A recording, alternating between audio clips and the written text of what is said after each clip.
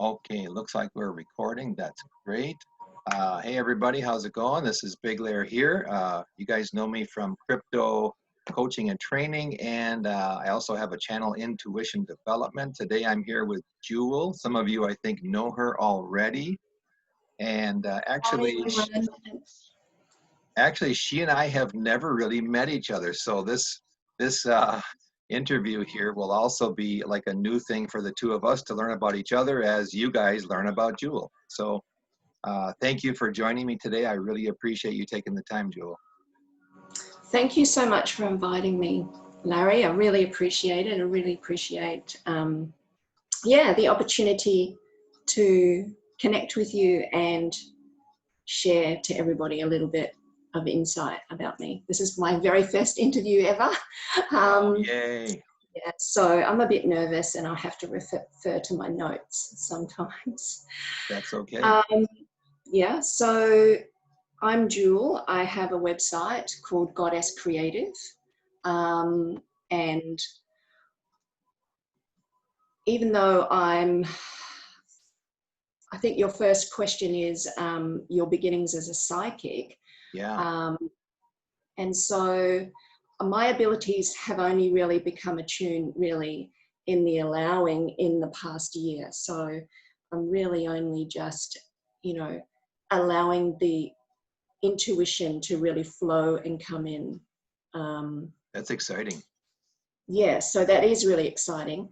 However, I have always been spiritually attuned, meaning that my experiences my whole life have been a lot of spiritual experiences as far as astral travel as a child and healings, contact and communication with past loved ones. That comes from not only my work that I've been doing, so I do soul regression work on my website, and that helps me connect to past loved ones, future different timelines and everything like that. So that was my priority. My spirituality has been my priority, and I think that and assisting people and basically being a light worker and raising vibration and things like that. So I've been doing that, probably been a holistic practitioner for the past 20 years. Wow, so that's a long time. Yeah, so that's been my field. And I think I didn't really realize you don't really do one without the other. So the more, spiritual work you do, the more the stronger your connection and the more your intuition just unfolds and flows. I didn't actually put the two together, honestly. Being psychic wasn't my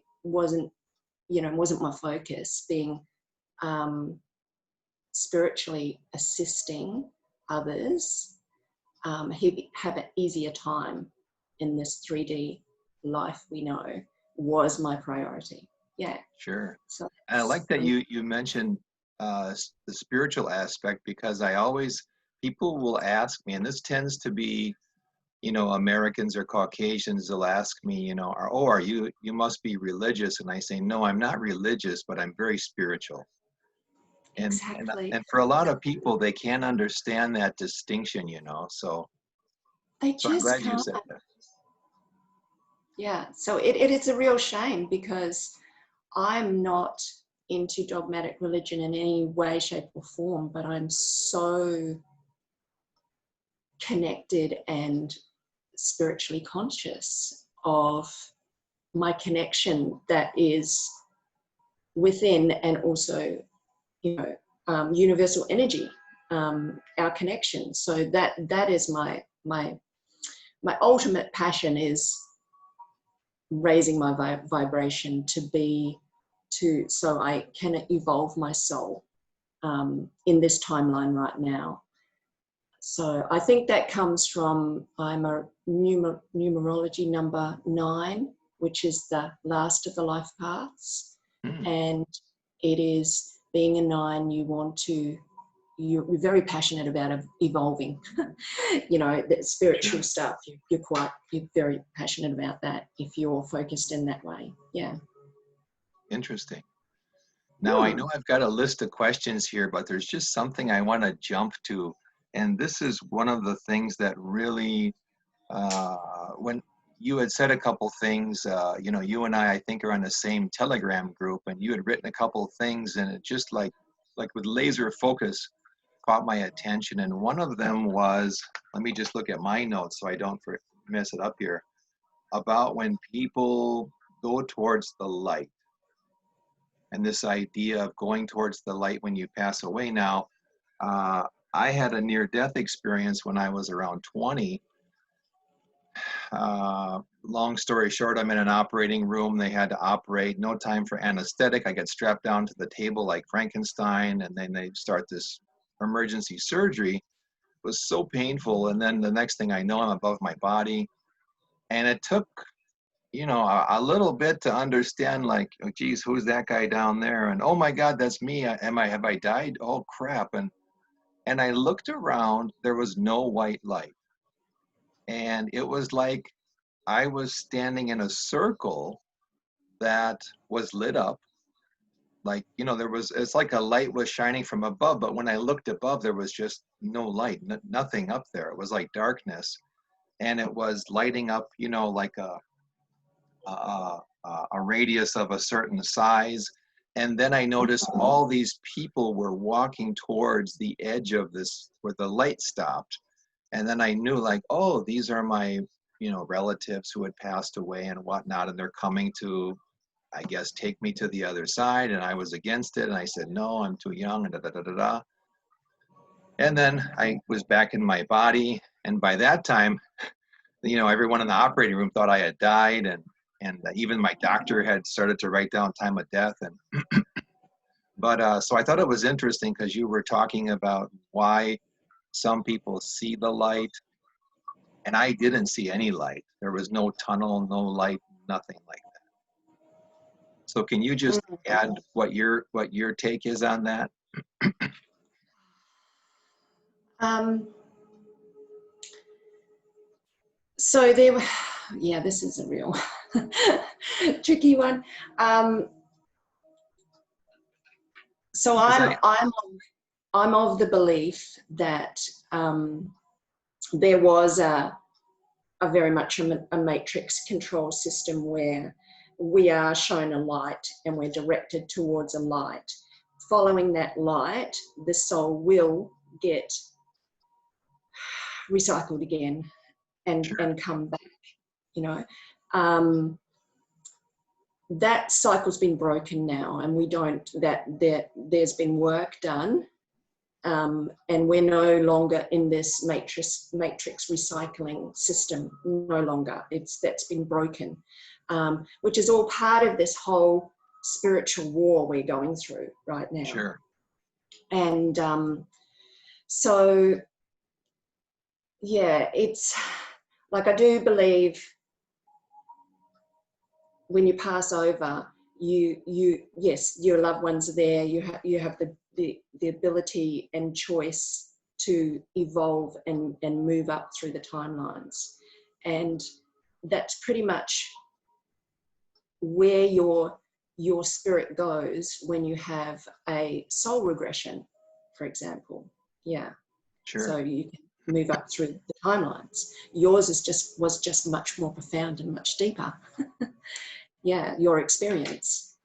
So, Yeah, see, and the reason I brought that up is because I wondered, geez, why didn't I see the light? Everyone sees the light. And it wasn't until a number of years ago where my spirit guide said, you didn't see the light because you didn't have to see the light. That wasn't necessary for you. And I always thought, well, that's kind of an odd answer also. But then when I read what you wrote, what you just said right now, I thought, oh, well, that makes sense. You know, for whatever reason, maybe I wasn't, you know, stuck in this matrix or whatever, or somehow I had gotten out, because this yeah, was about 30 some years ago. And it I've is often true. wondered about it. Yeah, it is true what you just said, because the more consciously evolved the soul is, the more choice we have. The awareness to know the choice, only because if you're not as consciously evolved, you don't have the awareness. You don't understand the choices that you have. So I think that was you. Maybe not, I'm not saying on a necessarily conscious level of the 3D level, but your soul's conscious level it wasn't your purpose, it wasn't your journey. Sure. Because you're well on your path, you're on your path for seeking and learning and evolving. So that could have something to do with it too. Look, honestly, I don't have all the answers. Yeah.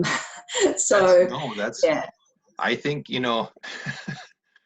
for a lot of this stuff, maybe no one has the answers. People will have different answers, because they see the world differently, different backgrounds and whatnot. So absolutely, yeah. I totally believe that it's your belief system is where your energy, your resonance, and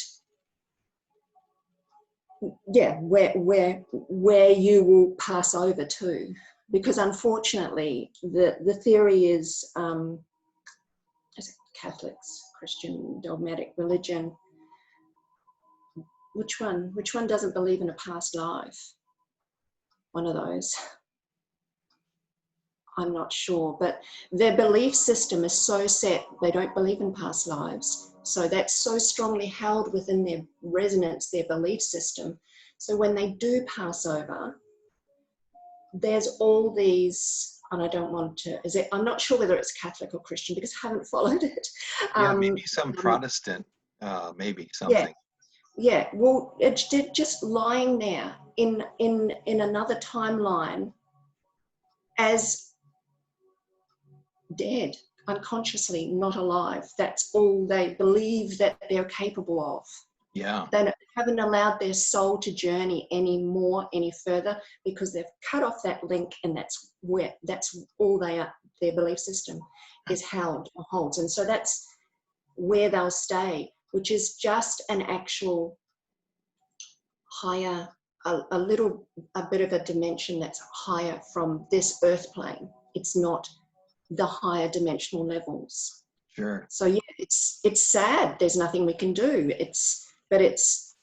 I've seen a vision of it, all these bodies lying there because of their belief system that's where they're held. So yeah, really interesting. Yeah. Yeah, I want to switch gears and I realize I didn't ask you yet, but can you give a little background on your beginnings as how did you realize, hey, I have these psychic and intuitive abilities?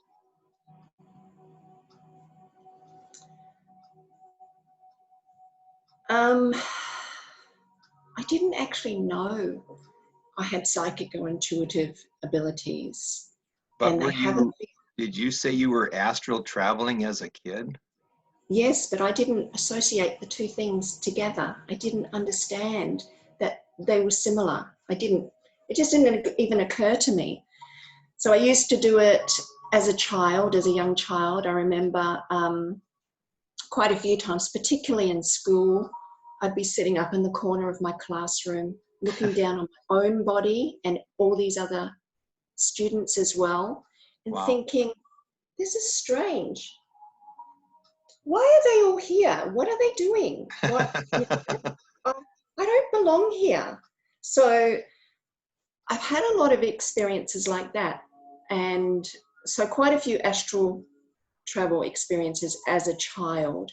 And then I cut that off in later life when I, into my teenage years and when I was younger and I got married and had children and all that kind of stuff. I really blocked a lot of it off. I've always remained I've always remained really spiritually conscious within my heart resonance. I've always known there's something greater than myself, an energy greater than myself, that it's not religion, because religion never sat well with me. also the fact that I've had a memory for such a long time of my agreement coming in. So I remember before coming into this lifetime pleading to come in, and I remember being warned by my light counsel assistant or my guide that this is going to be very difficult. This is going to be a difficult life. You don't have to choose this one. You don't have to wake up this time. Like, not saying you don't have to wake up, but you don't have to. It was a warning, because when people go through contrast and traumatic, a lot of contrast and traumatic experiences in their life, particularly their childhood, they can choose to go one or two ways. You know, you can completely close off, and you can lose yourself in this timeline's different things, that take away the pain, or you can become really conscious and look and continue to be a seeker your whole life. And I think that's what I've chosen to do, is to continue to be a seeker. And the main reason I became a life coach 20 years ago was to heal myself first. It wasn't to heal anybody else, because I had to heal myself. And I really believe that everything you can't give to the world unless you've healed whatever within. You need to lead by example, kind of thing. Sure. That's the energy that resonates with me. Yeah. And to raise 3 beautiful children too, and I wasn't gonna that's awesome. them up. Yeah. So it sounds like you and I have kind of similar experiences.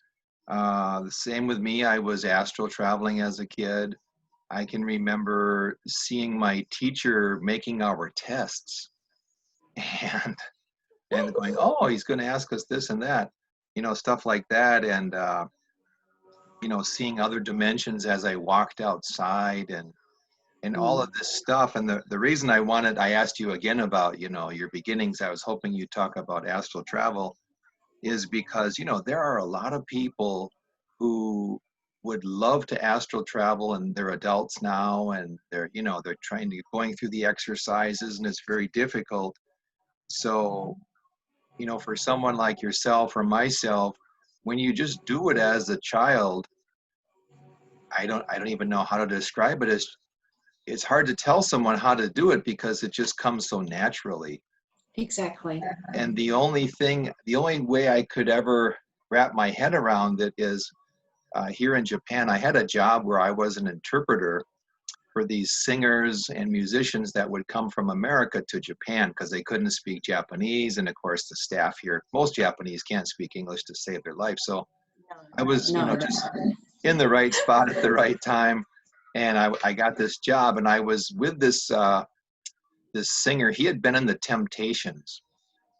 They were a famous group years ago, and one of the original guys dropped out, and then this guy replaced him and sang with them for I don't know how many years, but super nice guy. So I took him around quite a bit, and I was at a concert with him, and I was standing in the back, and this was like a private concert. Yeah, this was after the concert, a private concert. And he sang a Whitney Houston song, that one, I Will Always Love You, which everyone says is a tough song. And it was such a small event. And his singing was so incredible. I remember thinking, this is better than Whitney Houston. Here's this 50-some-year-old guy, maybe he was close to 60 then, belting out this song, and it sounded so amazing. And then I thought, how is he able to do that? And I thought, well, how was I able to astral travel as a kid? It's got to be the same thing. It's just a God-given, I always say a gift from God, or, just something you're born with. And then I could, in my mind, say, oh, there's no need for explanation. I'm able to do this. He's able to sing like that, and that's his gift. So, through the years, people have asked me, how to do this and that, and it's hard to explain, but since that happened to me, I just thought, oh, no explanation needed. Just say, well, do you know so-and-so, a great singer? Well, that person probably doesn't even think about singing. Of course, they, practice and whatnot. but they had that gift from the beginning. And yes, to a certain extent, I do think it's a gift and it's a talent, but it can be developed. Yeah. And I really believe we're capable of anything. It's just getting in the right resonance of it. Yeah, so like great singers, they are predominantly, yes, you can hone your skills and practice the singing part of it, but absolutely amazing singing, or any of the great, what people love, what they coach on, you know, America's Got Talent or The Voice or whatever, is when somebody connects into their soul and sings through their soul. That is, yeah, that takes it to the next level. And that's probably what you're meaning with this guy that's sung the song better. He really connected in. This song really, he would have been resonating on a level where he was connecting in with something much more powerful than just himself on this timeline. So Sure. Yeah. Wow. And it's amazing. It's beautiful. Athletes do it as well. They get in the zone, you know, they get in, you know, any poets, writers, it's like becomes like a channeled experience, I believe. Sure. Do you know what I'm talking about? Yeah. Awesome. Now, the next thing I'd like to ask you about is which of your abilities do you enjoy the most? Personally, you know? Right. I would say it's the inner peace and calmness that that's my number one. It's the feeling that the universe has my back always. When I'm not checking into that energy and I'm not in my zone or connected, we're always connected. All of us are always connected to source. There's never not a time when we're not, but we block it off as humans, as people. We block that energy, and we don't trust in our own selves and our own guidance. And when we don't do that, that's when our energy becomes unsettled and messy, and you know, and we waver and we make the wrong decisions and all that. But when I'm really hooked in and connected in with source, and particularly after a meditation, the energy is just so amazing that you know, you don't have to worry about anything that's unfolding, you know, in the world. You don't have to worry about coronavirus, or you don't have to worry about this stuff, because the universe has your back. It does, you know. And then the other little things I like is like finding lost objects and things like that, which sort of, it's handy. It's really handy. Yeah, I mean, I came back from living overseas, so I actually sold up everything last year and put everything, I sold all my furniture and everything, but I put a lot of possessions and personal stuff into boxes. So I've got 25, 30 tea chest sized boxes. And now that I'm back, I'm trying to find things, and I'm thinking, yeah, so, and it's like, okay, so I get out my crystal and I do divining, and I was looking for my Yeti microphone the other day, and lo and behold, there you go. As long as I check in with source, the information is correct. And it saves me a lot of time and energy and stress. And that's a good thing. Yeah. Yeah, I think for me, you know, I'm listening to you here, and I'm thinking, yeah, that inner peace you have, knowing that, hey, everything's just going to work out. Don't worry about it. That's pretty much where I operate from. But then I'm married. I have 3 kids, and my wife is not in that same space as me. And, you know, we're in Japan. We're trying to move to America, you know, move back for me, and waiting on my wife's visa and all this stuff. So for her, it's a very anxious time. And, you know, the coronavirus slowed everything down. And she's never said anything to me, but I think there are people in our lives who have said, how can Larry sit there so calmly when all this is going on? Isn't he worried about it? I know people have said that to her, and I don't know what she responds as, but I often think, wow, you know, do people think I'm lazy or I'm too laid back? And it really doesn't bother me, but I just think to myself, oh boy, you know, if you're intuitive and really connected with things, that's that could be a stressful thing for a marriage, I think, with one person just saying, nope, it's all taken care of, don't even think about it. Where and the other Yeah. person, you know, is nervous and worried, and you know, how can you be so calm about it? This and this and that, you know, especially with the coronavirus. I have friends who won't even Exactly. they won't even visit me, and I say, hey, you're in this other city, I'll come there, let's go to Starbucks. And they're just like, are you nuts? Are you nuts? We could get the virus.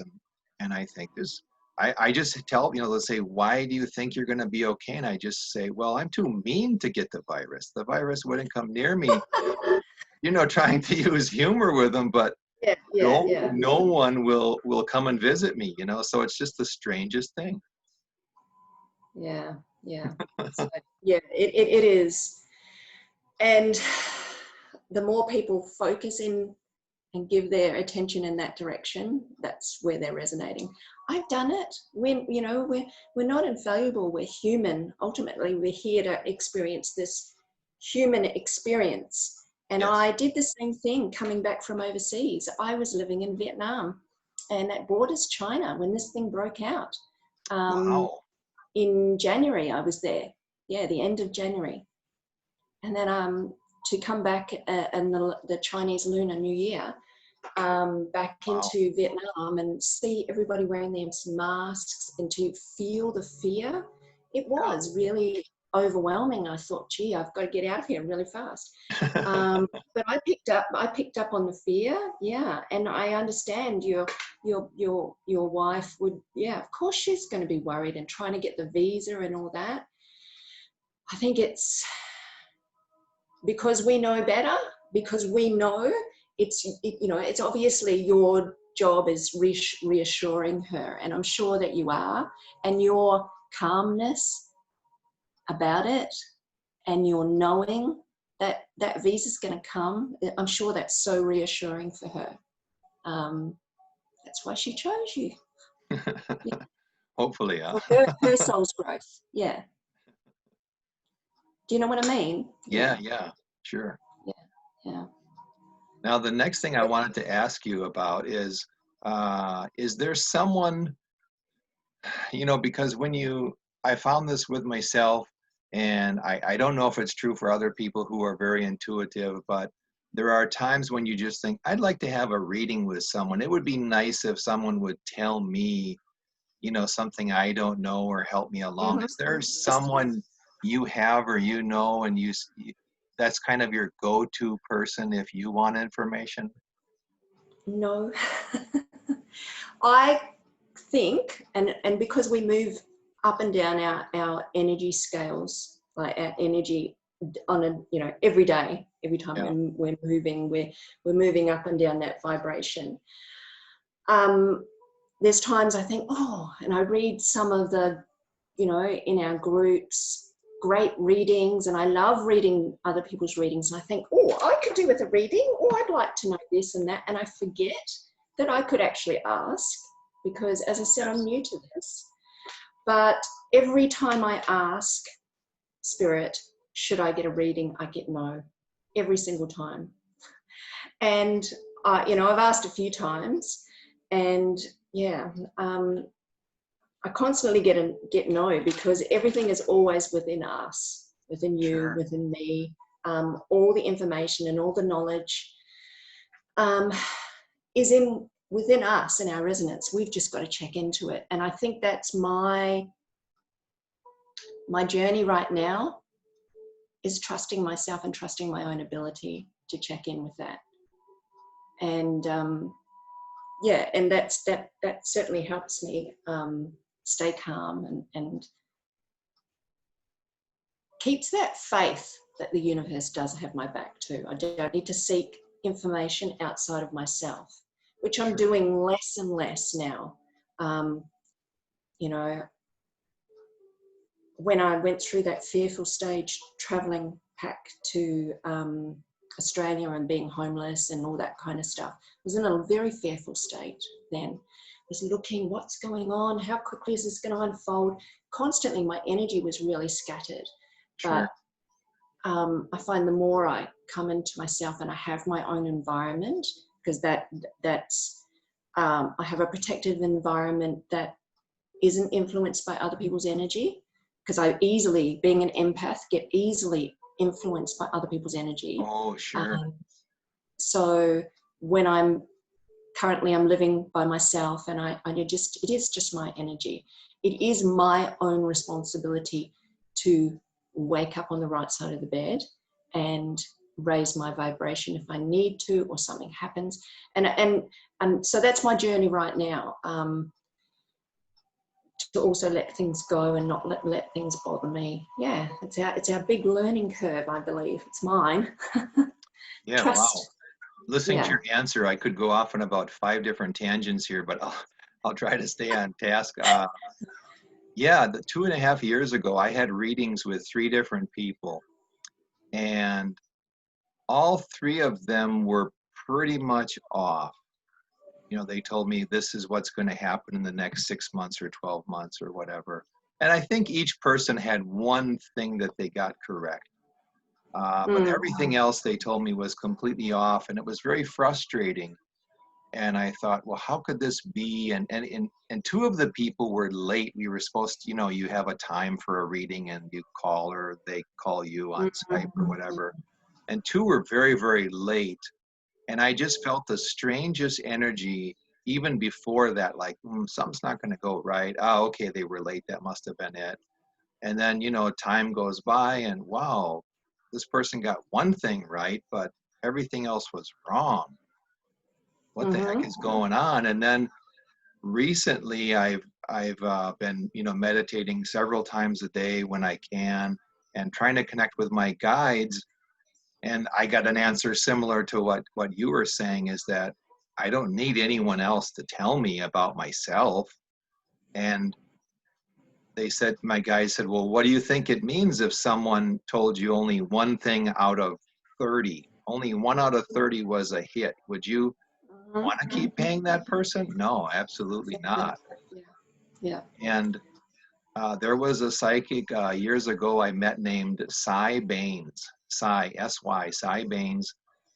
And I'm from America. I'm from Wisconsin, the state of Wisconsin, which is just under Canada.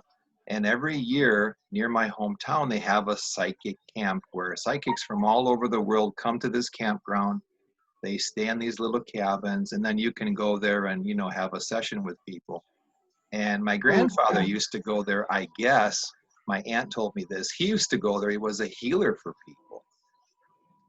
And so that's how I found out about it, from my aunt, that she would go. And one year she said, oh, Cy Baines is going to be there. You have to see this guy. And I saw him in my early 20s. And fascinating guy. He told me all about my spirit guides and who's around me and all their names and why they're helping me. And then he said, okay, now I'm going to tell you about your future. And he told me 24 things. 22 of those things happened exactly as he said. Yeah. I'm still waiting on the other 2. And if they don't happen, I'm okay. But I thought 22 out of 24 is a pretty awesome record. That is amazing. And I really think it depends on how tuned in the psychic is too, and how clean the energy is. So that's another reason why I don't. I have had readings in the past when I was younger. And with wishful thinking, I've really wanted them to be correct. They probably haven't been as correct.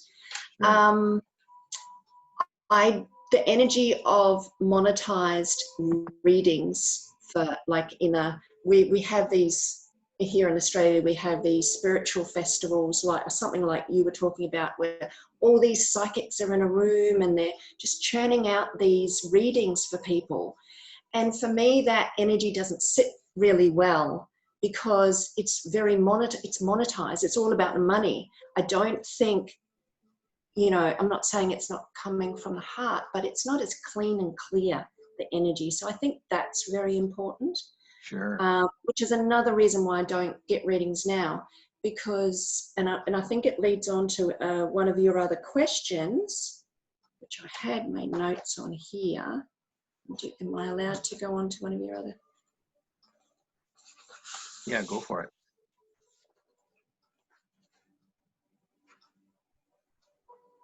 Yeah, so you have a question here.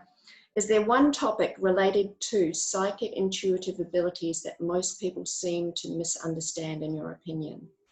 And it would be this one, that the main is that not all psychic energy is the same. And I think, unfortunately, people think that whatever a psychic tells them, or why it's been so, some people give it too much energy, and other people think, oh yeah, that's not going to happen, or they don't. It's because the energy, the psychic themselves can be tuning into so many different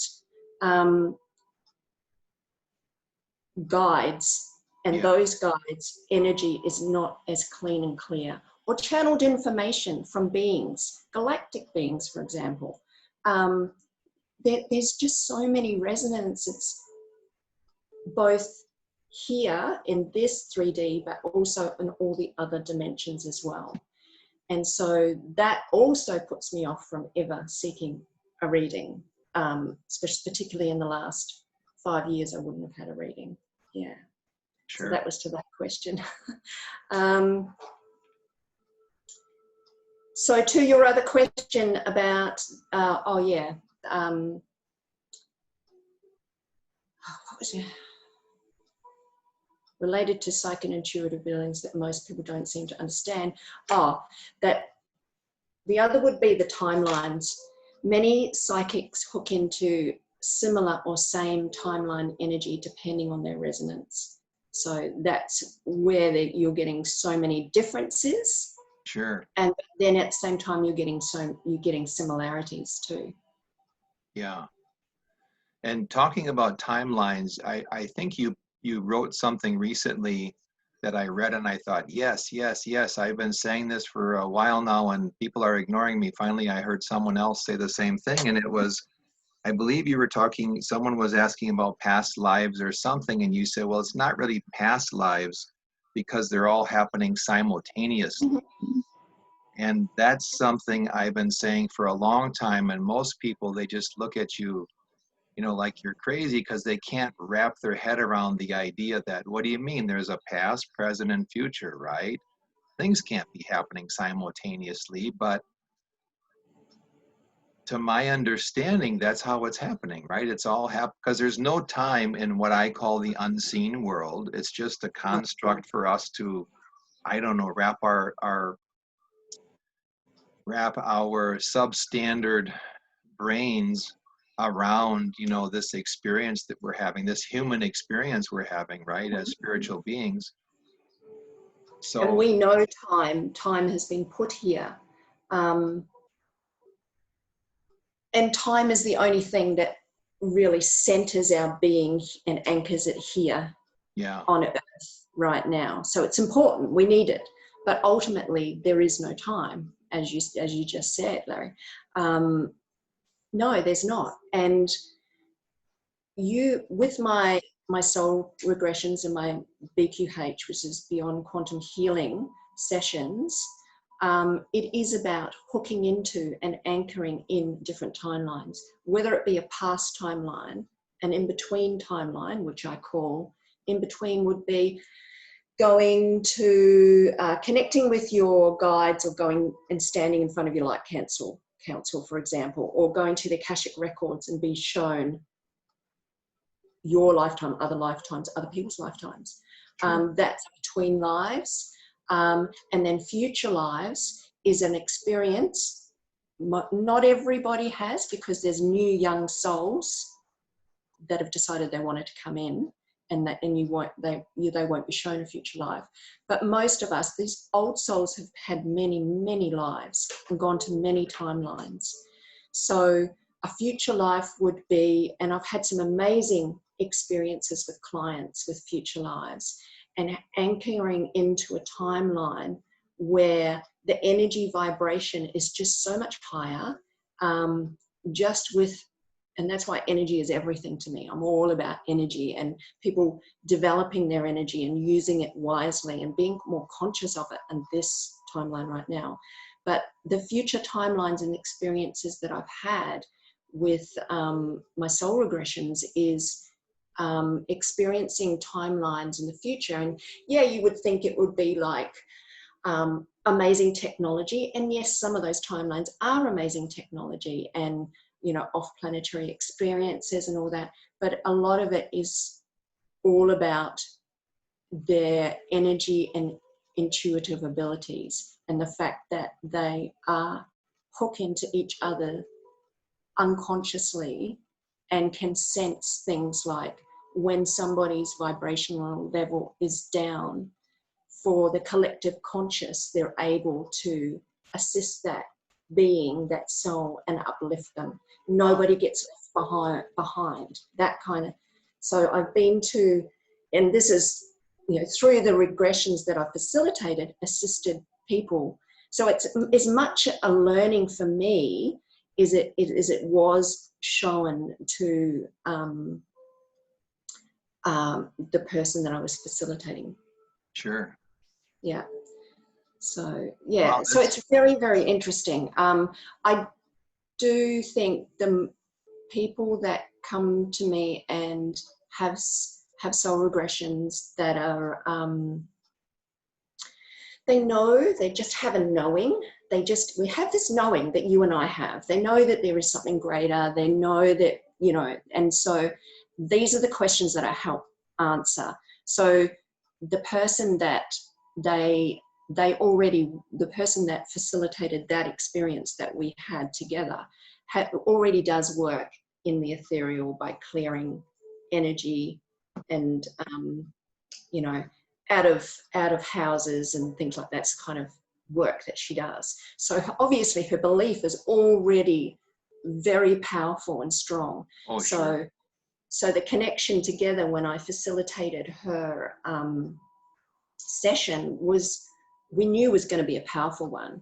And it was so powerful for us, not that I could see it, she could see it, I couldn't see it, I'm just asking the questions, but I could feel it, and all the hairs stood up on my body when I was experiencing this, and the feeling was overwhelming. So I can sense it, and just listening to her as she's talking to me and describing for me the experience she's going through. And yeah, it's amazing. So that's hooking into a timeline that's in the future. That's what I love about soul regression. And I wish people wouldn't think soul regression is just about past lives, because it's so not just about past lives. It's about any lifetime your soul has experienced. Yeah. And what it does, it gives by allowing yourself to have a regression, allows not only your higher self, could be your light counsel, it could be your guides, to speak to you, to give you the message that you wouldn't normally be able to have because you're not conscious on that level in this daily life. Sure. So it allows you to have that first-hand experience and connection.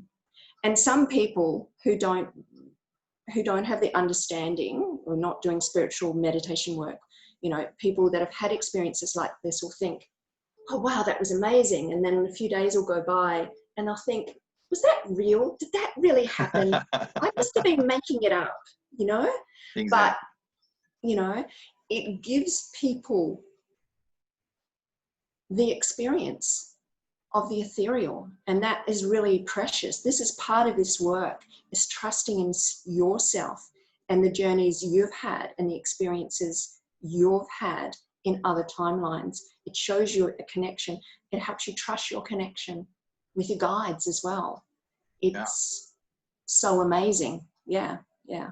I've personally had amazing experiences myself, not just connecting, obviously connecting with my mum who's passed, and lots of things that had to be resolved there, but that was going to a timeline and standing in her presence and feeling the energy. There is just without a doubt that it is the person that you know and loved, even if there was, so it's amazing.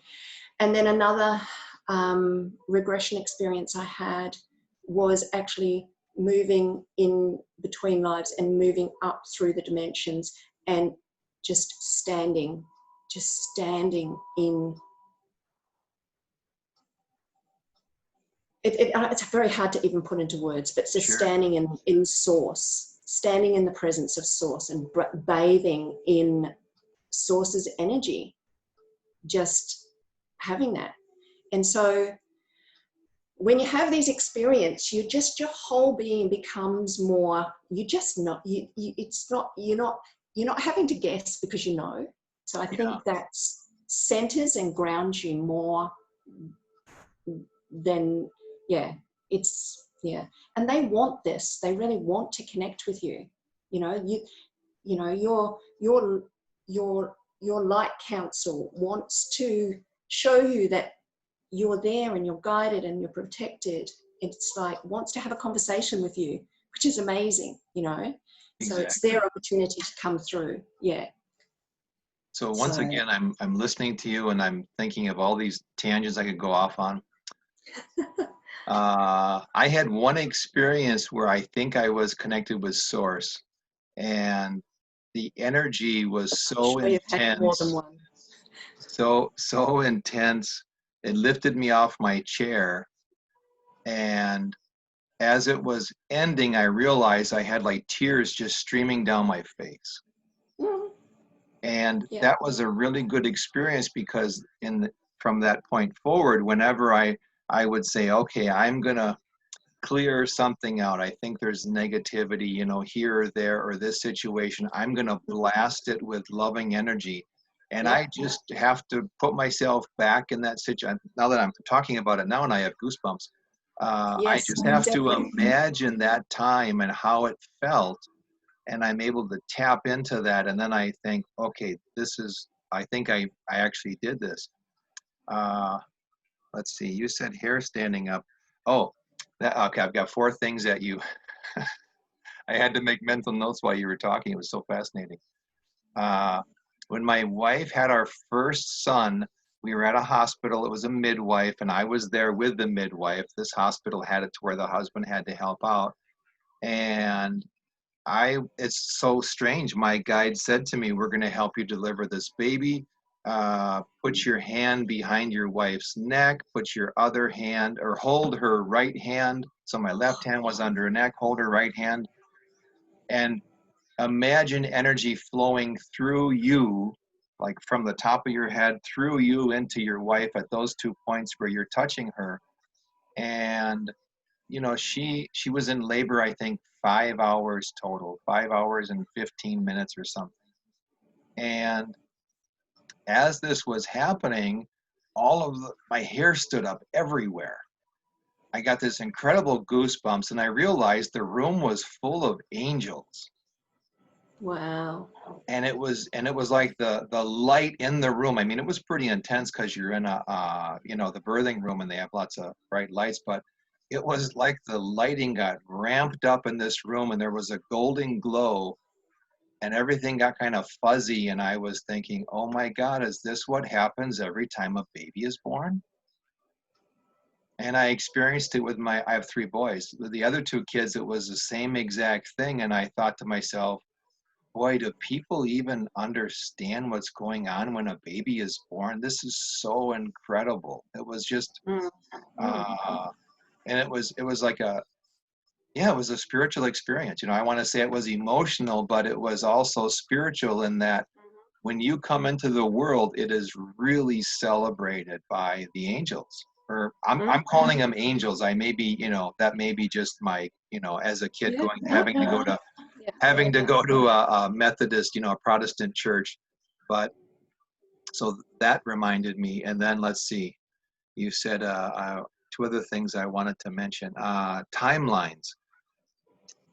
Timelines, I always talk about there are, multiple timelines occurring simultaneously for us all. It's probably so incredibly complicated, the number of timelines, we can't imagine it. And I remember reading Dolores Cannon a number of years ago, and she talked about it, but she said she didn't quite understand it. And, I went through Dolores's, I don't know if you're familiar with the quantum healing hypnosis therapy of Dolores Cannon, this woman in America.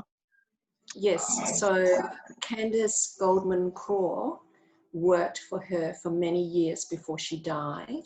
Oh, okay. And that's who I trained under for. Awesome.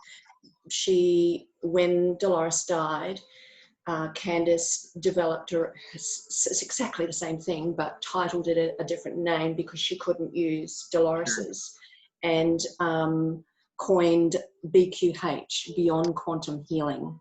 Oh, okay. And that's what I've trained in that as well as the soul regression. But they're all in the same. It's hooking into timelines. And I think, as you said, Larry, when you hook into these timelines, you can do amazing things.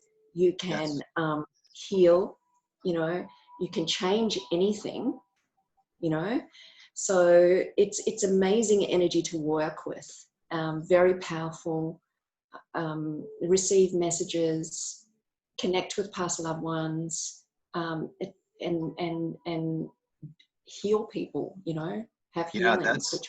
That's why I got into it, was the healing aspect of it, because I thought it would be so amazing if you could actually go in, talk with universal consciousness and negotiate a healing for someone. And the first person I regressed was my wife. And the life that she went to, she was a 7-year-old girl in Japan at the time. It was either, the nuclear bombs that were dropped on Nagasaki or Hiroshima. I don't know which bomb was dropped that she was near, but they were within a pretty short period of time in 1945, I believe it was. She saw the flash, and then, just this chaos ensued. And I took her through that life, and I took, very detailed notes. She knew she was 7 when the bomb was dropped. She didn't know what the bomb was, because when you regress, I'm talking now to the 7-year-old girl in that life, right? So she wasn't aware that, it was an H bomb that was dropped. And then went through and knew that at a certain age she got married, told me then her name, her husband's name. She had 2 kids. She knew when they were born, and she knew what age she had died.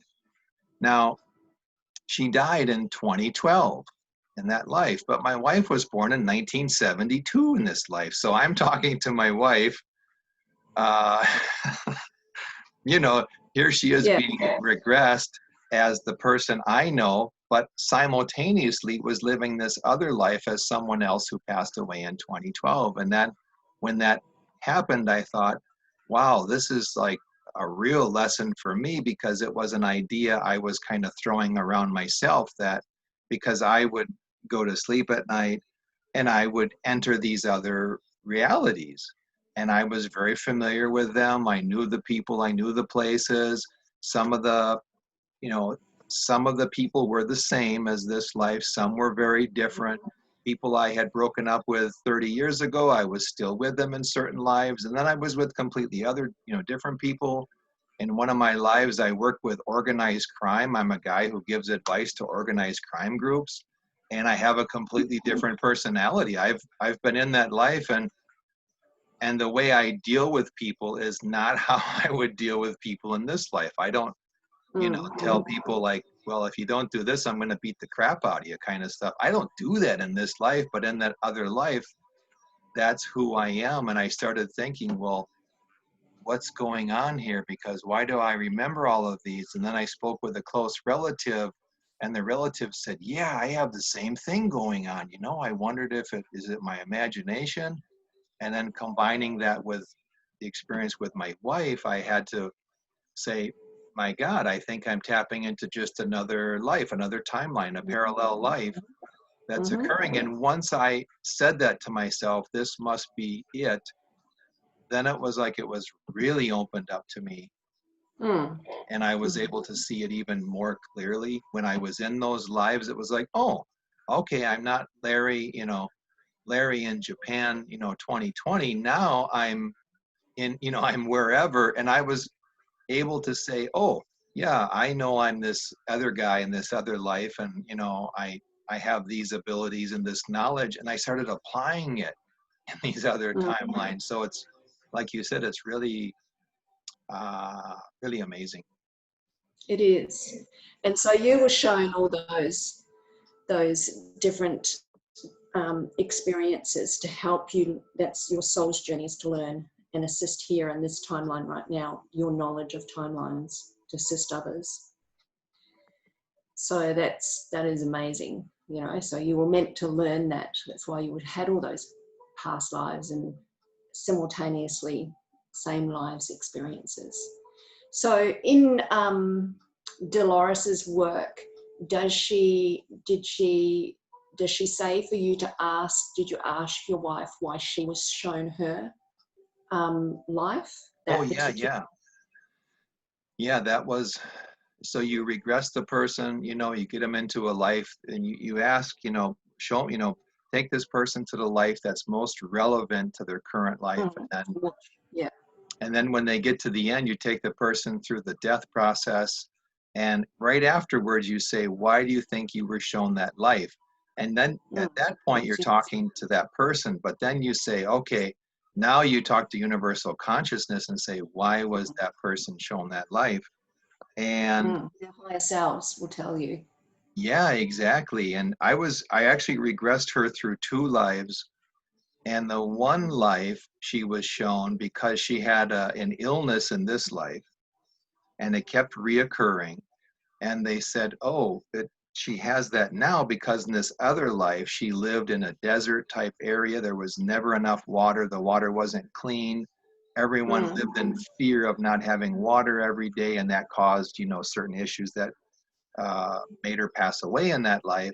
But in this life, she has to learn that,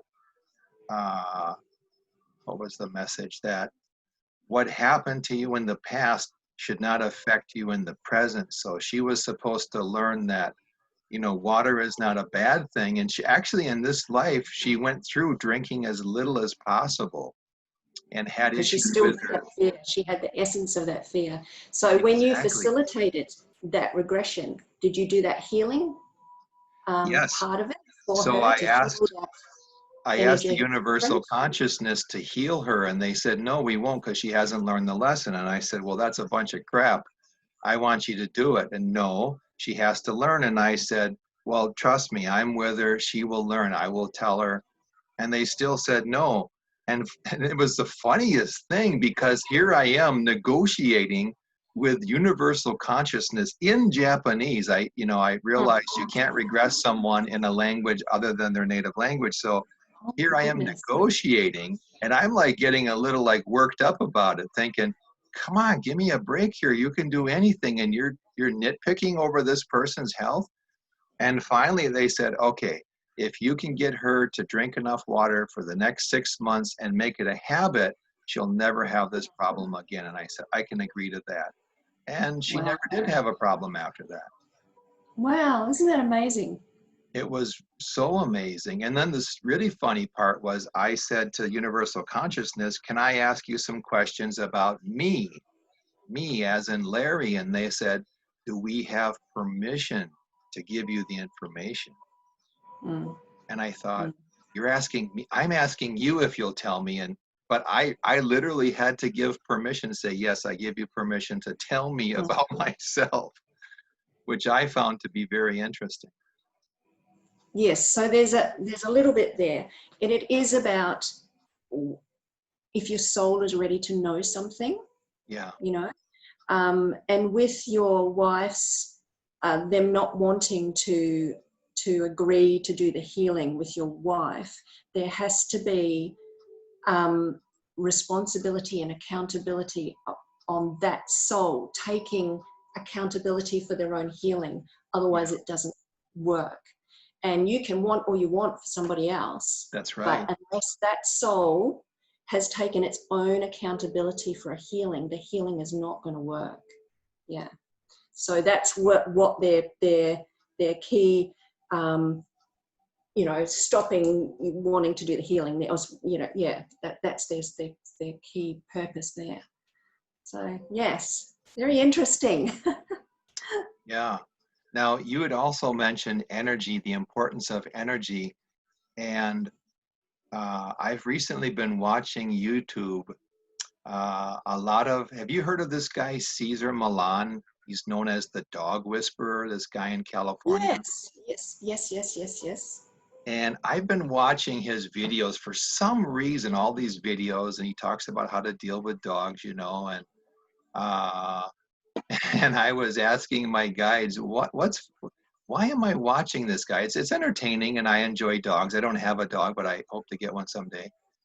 And they said to me, well, you know why you're watching him? And I said, oh, because he talks about energy and how important your energy is compared to the dogs. And they said, well, yeah, but it's not just dogs. Your energy affects everyone around you.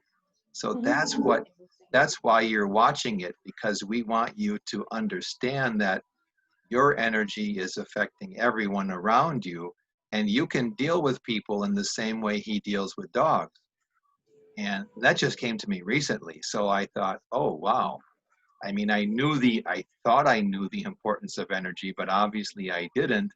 And then it really hit home with me recently by hearing that, like, oh, yeah.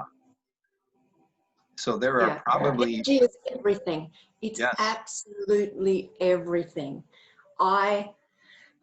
In my opinion, people don't hold and regard energy in enough high regard that they should, because it's absolutely everything that makes the world go around. It really does. Everything is energy. The table is energy. Everything, and people are energy. So whatever they're, and that's what people are learning in the other dimensions, is how to manage and manipulate and play with energy more. So the use of energy goes way beyond what we think. Energy just, I should be happy all the time. And you can't be happy all the time if you haven't done the internal work, as we know.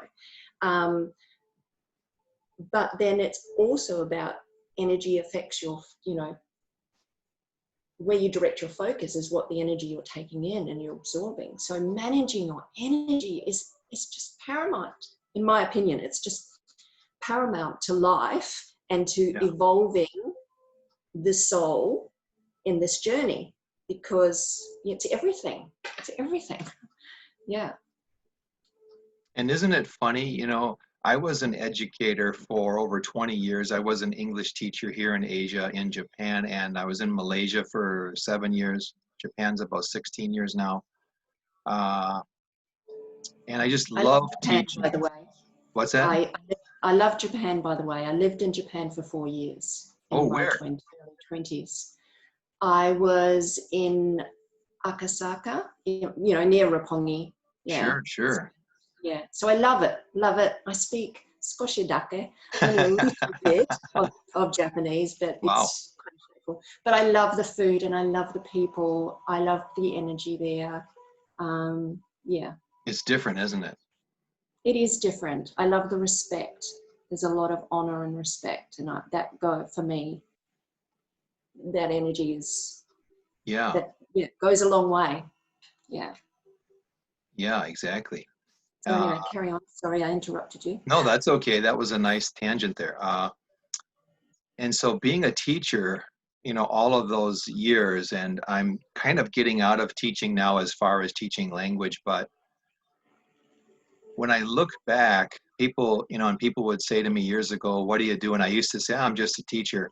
And I had one guy in Malaysia really get upset when I said that at a big event, because I was working for the government in Malaysia, and he said, just a teacher? He said, do you realize that everyone in this room, there's doctors, lawyers, blah, blah, blah, scientists here, every one of them needed a teacher to get where they are today. Don't ever say you were just a teacher. And he and I actually became friends after that, you know, berating. And one of the things we talked about a lot was that, isn't it funny that some of the real important things in life we never teach kids? And, you know, you and I are talking about energy, and even with my own kids, I discuss with them about energy, how energy flows, how your energy affects people. And it's really sad that there's nothing taught in the school system, like, No. you know, like even simple meditation. If you could teach kids Exactly. how to relax, how Meditating. to control their breathing, give them the basics of Calm meditation, ourselves. because, you know, Yeah. meditation is one of those things, it's a little hard to grasp until you do it once. And then you go, oh, that's what it is, you know. Uh, so, yeah, you know, I think it would be so amazing if we could somehow change the system of schooling. Well, I shouldn't even call it schooling because that implies a certain thing, but education, you know, change the education system and teach Mm. these kinds of things, because it's going to affect the rest of your life, you know, how you live your life. And I do think that'll happen. That's definitely unfolding, and that will happen for sure. I do think going forward, and that's why we're going through all this shift and purge now, for this new energy to come forth and bring about these changes that are needed in our education system. And that reminds me, I think one of my questions maybe is something like, you know, what have you seen about the future that excites you? Is that one of the questions? I don't have the list in front of me. I have it on a different screen, but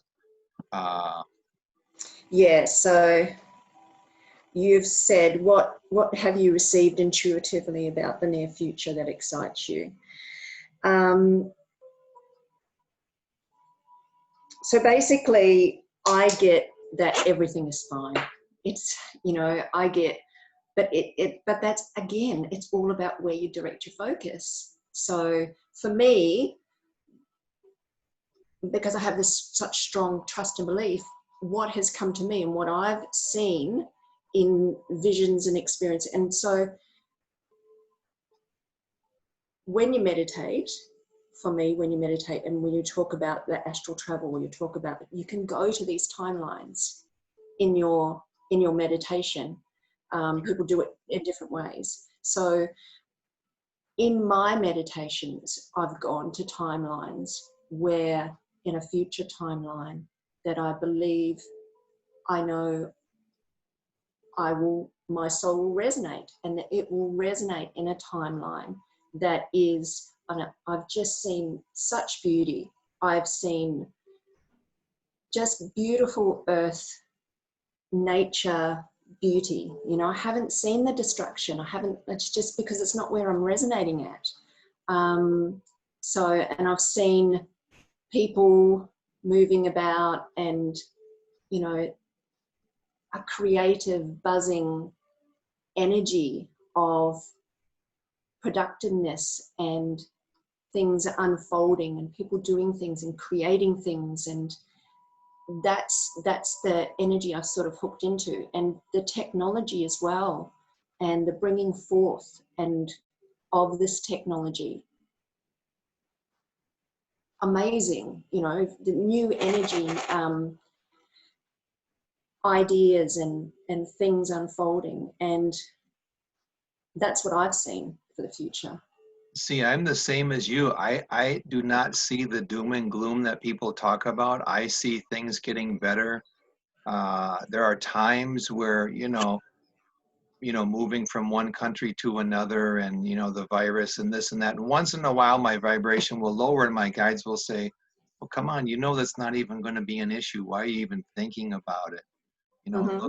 Look past that and how things are going to be. And I tell everyone I can that I do not see anything negative. And back in 2010, this is a story I tell a lot of people, and if anyone listening has heard it, I apologize. But in 2010, around February or March, I would wake up, and just before I would wake up, open my eyes, a voice would say to me, "You need to get out of Japan by the end of the year."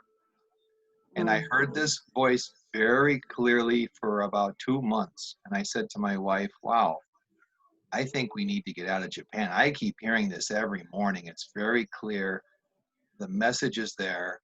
And I had heard this. Isn't it amazing how universe has your back? You Yeah, are protected. exactly. You are looked after. It was exactly the same thing for me. I was in Vietnam and then in Bali, and I was there all at the perfect timings to serve me, my energy. I got back into Australia, I think it was 3 days before they'd ruled here that you have to go in to do a 2-week quarantine. Sure.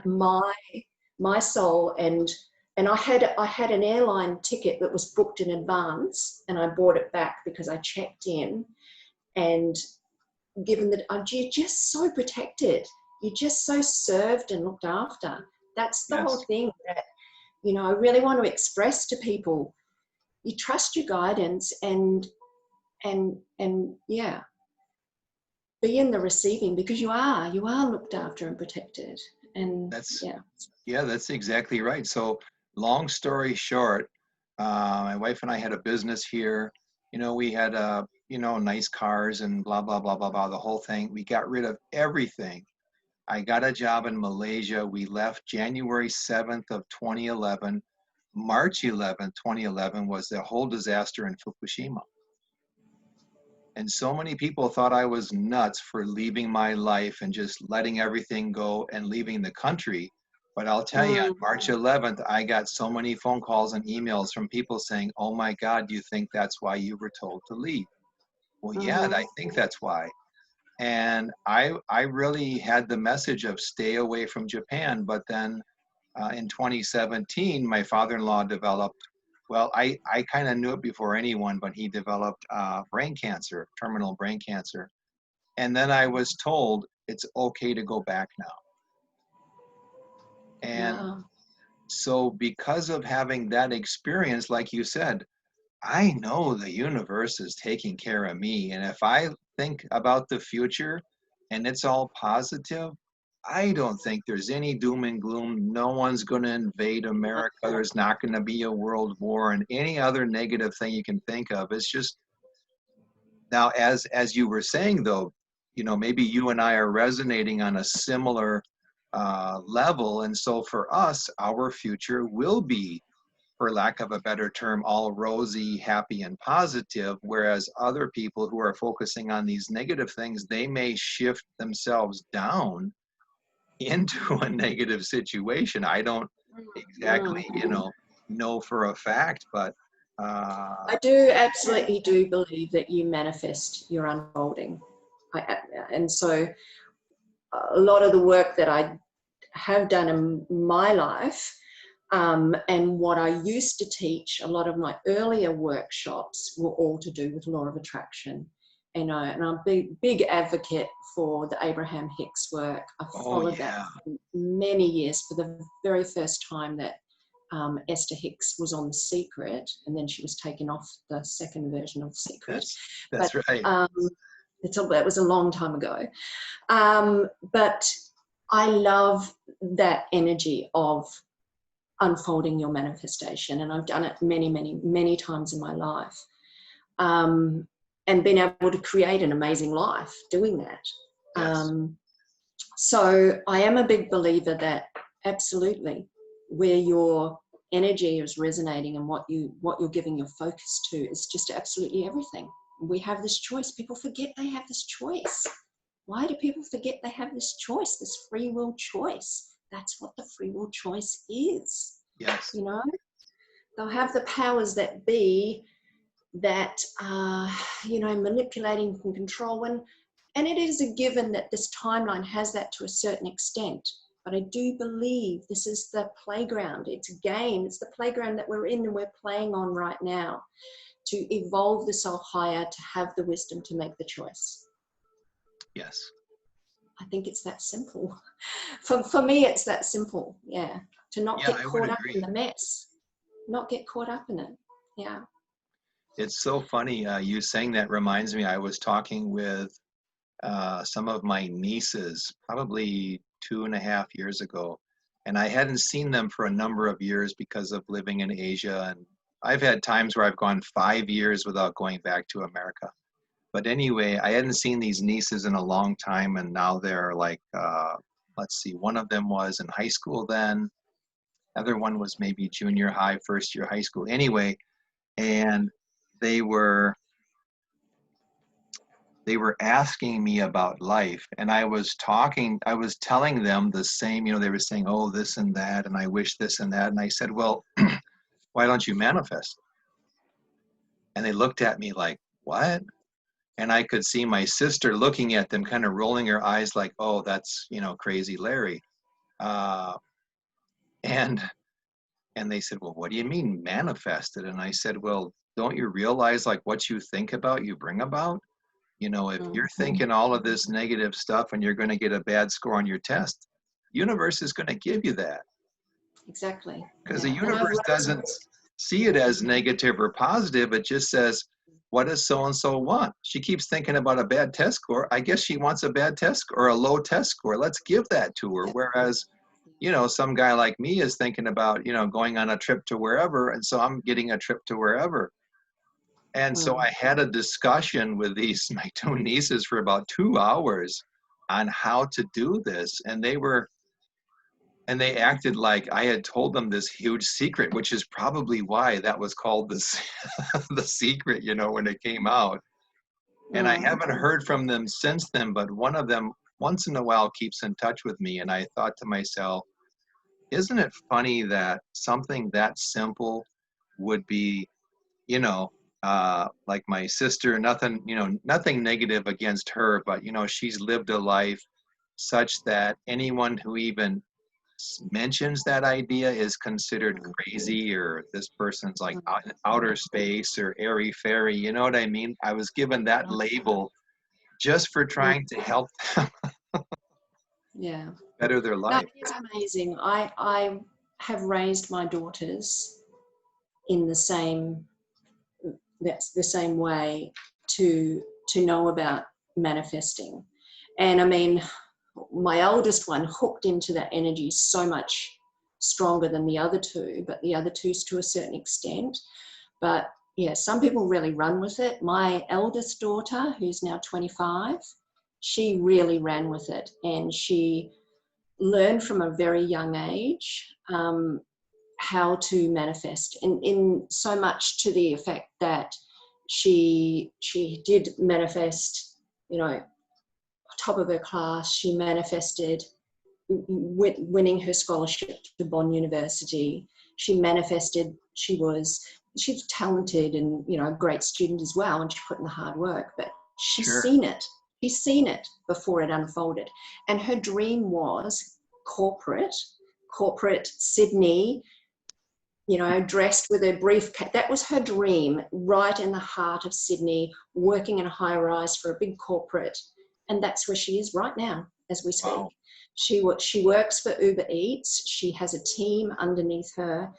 They've never been busier, obviously, with this happening. And, she organizes campaigns and, I mean, she's very young to be where she is right now, and to be earning the income she does for her age. She's one of the youngest.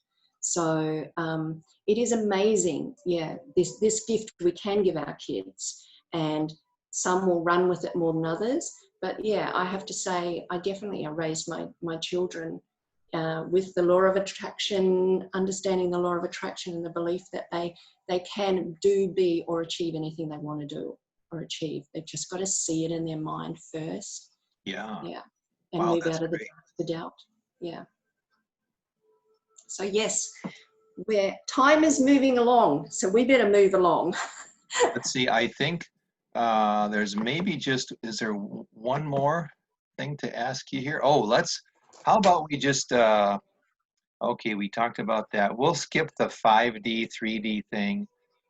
Maybe we should skip the because thing about... already, I think we've kind of discussed that, and from my opinion, there is this timeline we're in right now is the 3D, and we're all in and out of, most of us are all in and out of 5D on a daily basis. If you're raising your vibration, we're all experiencing some 5D even right now.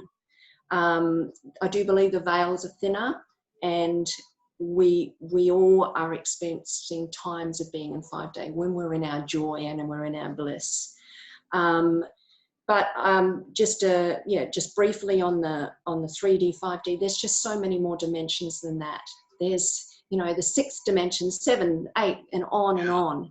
You know, you choose by your belief system and your own limitations where you want to go when you pass over, and where you'd like to check into when you have experiences like now with meditations, and you can move into different timelines. So yeah, that's my take on that one.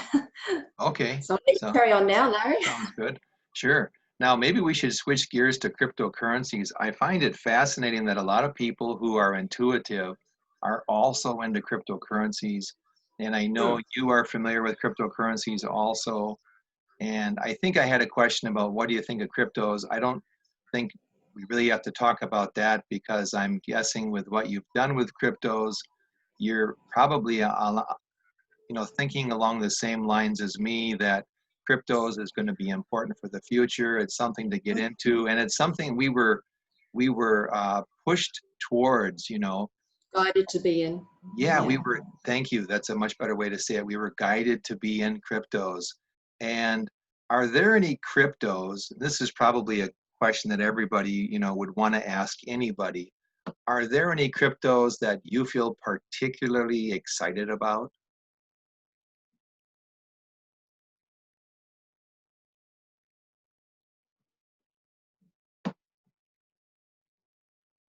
Looks like we're frozen here. Am I the only one who's frozen? Can you hear me? Oh man, that was a good question too, wasn't it? This is like a cliffhanger on a TV show. This is our commercial break. I'll just send a message here. Okay, I'll keep recording.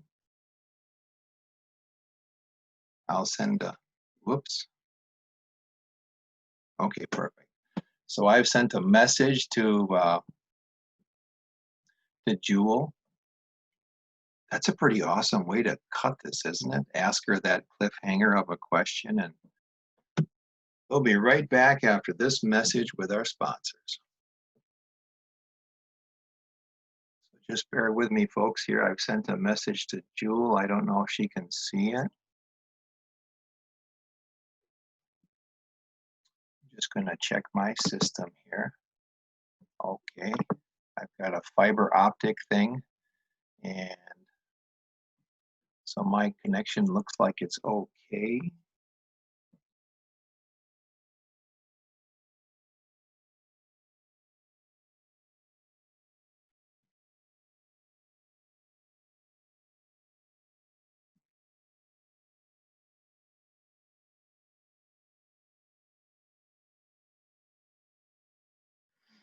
Man, I could not have planned that better.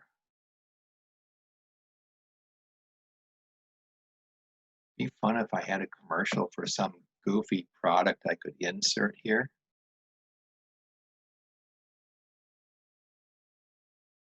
Let's see what happened here.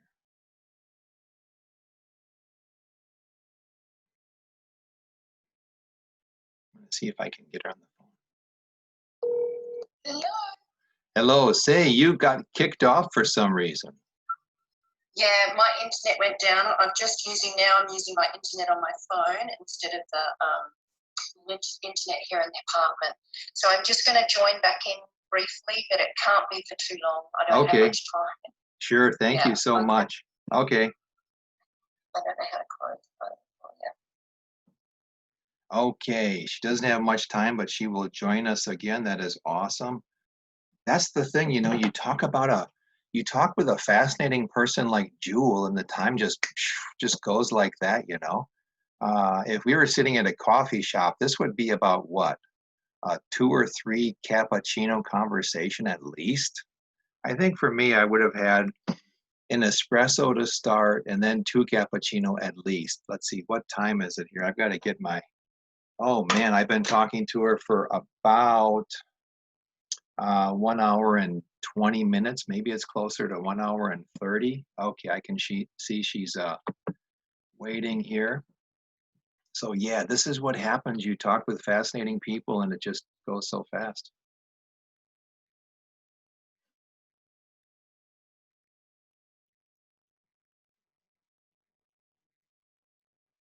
Yay, I can see you. I can't hear you though.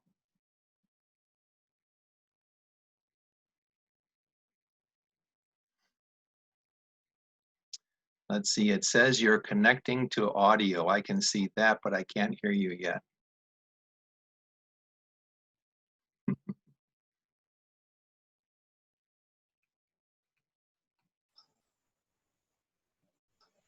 Okay, how about now? I can hear you now. Can you hear me? Yeah, perfect. Right, okay. That was the most awesome cliffhanger. I asked you, what cryptos do you like? And then you froze, and I should have just went to a commercial break. I would have had everyone just hanging on their seats to hear the answer. Okay, so look, I like most of the cryptos that most people like, particularly in our group. Obviously, one of my favorites is Zilliqa, because of the great gains that's going to be made on that one. I've loved Zil for such a long time. I've probably held it now. Gee, going back 2.5 years, I've held Zil.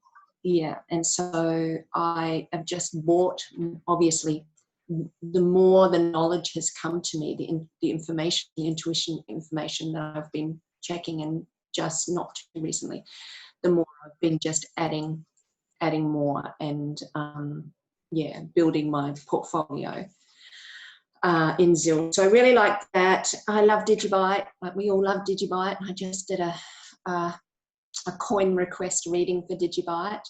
Oh, okay. And Omizigo, I really like that as well. I've had those ones for quite a long time. Neo, I really like still. Had that for a long time too. I like it because of the staking, and Sure. I do like the staking coins a lot. Bitcoin Cash, I like a lot. We know that one's going to have great. Well, I've confirmed it's going to have great multiples. Nice. Yeah. So that's really good. Link, love Link, Chainlink. I have a love-hate relationship with EOS. And I say that because I've ridden it up and down quite a few times. I bought it, oh gosh, back in early 2018 when it was,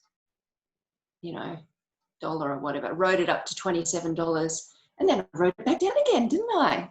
Because my knowledge wasn't aware that I should even be trading them then, because back then I thought I should just be holding and hodling.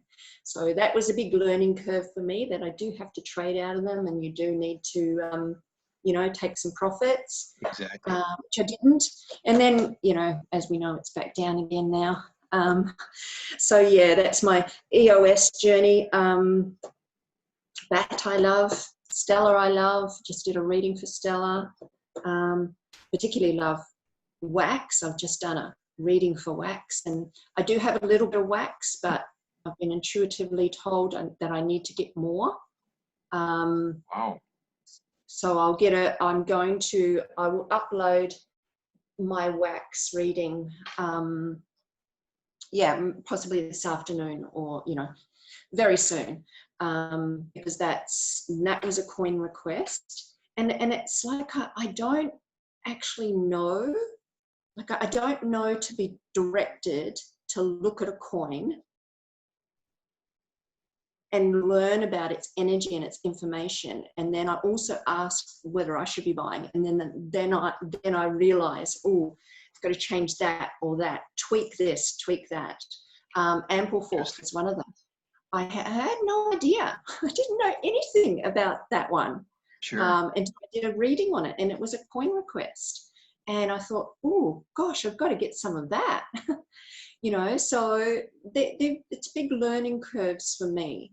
And they're put in front of me, put in front of my attention too.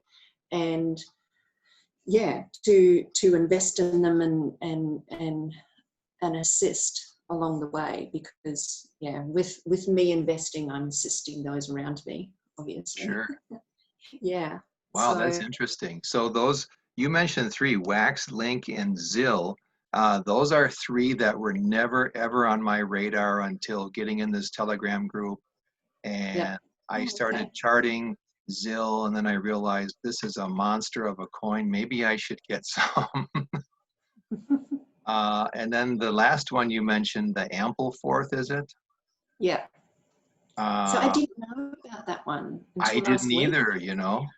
So Yeah. I'm wondering, should I get into it, not get into it? Yeah. You Well, know, it was interesting. The Ample Fourth was a coin request. And by the way, anybody can request a coin for me to look at a coin through my website. And yeah, just a little plug here. It's very cheap. It's, I think it's like $10 Australian, which is like $7 US or something. oh, geez, that's crazy cheap, yeah. Yeah, for me to look at coins. But obviously, you know, I have a few. Just be patient, because there's backed up with a few that I've got to take care of, or just wait, and your coin may eventually be done and it won't cost you anything. But it was interesting, Ample Fourth. So, and this is what I'm talking about. We all sort of check into similar timelines at a similar time, because I know the psychic SL, she got information on Ample Fourth, and I didn't know that. I didn't even, I'm not following her information. I'm not getting her stuff. Sure. I'm not in her group. And so I didn't post in our group on Ample Fourth because I didn't think anybody was interested in it. And then I see a thing that people are calling the Ample Fourth is a good one to be in. And I'm thinking, oh my God, isn't it amazing how all this people with all this amazing energy, and we're all clicking into the same timeline, getting the same information at the same time. And that's the beauty of it. It's amazing.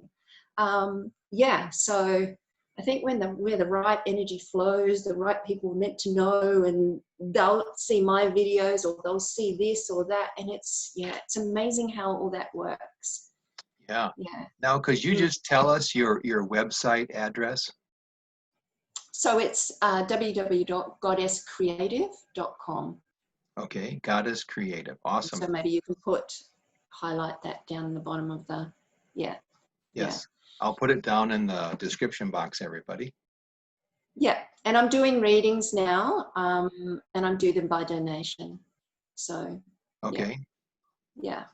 So, and it's to assist. I really believe my journey here is to assist and uplift.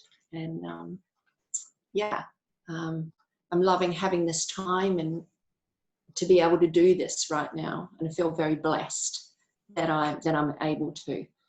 So being a light worker, my whole reason is to uplift and assist at this time. And if I could help, you know, I don't really want to help the traders, but if I can help mom and pop, sure, with this financial craziness we're going to go through, the shift, you know, this breaking down of the old system, if I can help them, or some young person, if I could help them, that's what I'm meant to do. That's what I'm meant to do. Yeah, shed more light and more guidance on cryptocurrency, the industry, because blockchain, let's face it, it's not going away, is it? We know it is, cryptocurrency is here to stay for a while. Yeah. Yeah, I think so. Well, maybe on that note, we should end this. I don't want to take so much of your time. Actually, when you were like frozen and kicked off, I was still recording, and I told everybody, it's amazing, you know, talking to someone like you. You're very fascinating, awesome personality. The time has just gone by so quick, and to be honest with you, if I look at my computer, I can't read the time unless I put my glasses on. But then I realized, oh my God, we've been talking for an hour and a half, and it felt like 15 minutes to me. So I really appreciate you taking the time, and we're blessed that you have this time to share with us. So we're very lucky, I think. You're so welcome, and I feel really blessed that you've invited me, Larry, and thank you. Thank you for giving me this opportunity to share with you and to share with everyone. Oh, sure. I love what you're doing. I love what you're doing with your channel. Your heart's in the right place, and it's amazing. Yeah, we're meant to do this. Yeah. Thank you. Okay, so I'm going to just stop the recording, and then I'll just talk to you for a second after that, okay? Okay. Let's see.